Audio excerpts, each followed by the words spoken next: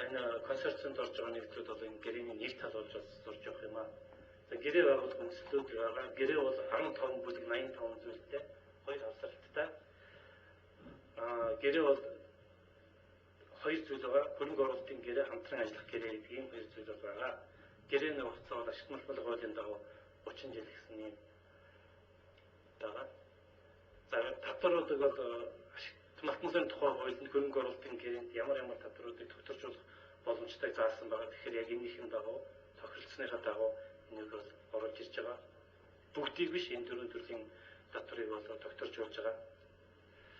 За хөрөнгө оруулалтын гэрээ бол ийм асуудлуудыг хамаарч хийгдсэн байна. Нүүрс олборлтыг зохицуулж байгаа, нүүрс баяжуулалтыг, тээвэрлэлтийг, борлуулалтыг, үндэсний боловсон хүчин бэлтгэх сургах, байгаль орчныг хамгаалах, дэд үдэц барилга байгуулалтыг байх, нэм өөртөг бий болох, уурхай хаалт, нөхөн сэргээцийг ийм ажиллагаануудыг бол үндсэндээ хамаарсан байгаа. Зохицуулах ажил бол нөхөн сэрэг, нүүрс олборлох, нэмэрдэх шинж сэтгэлдэн үйлдвэрлэх, дэд үдэц барилга байгууламж, хөрөнгө оруулалтыг хийх ашиг байгаль орчныг хамгаалах, гэрээний талуудыг сайн яригдсан ийм зүйл гэрээ байгаа.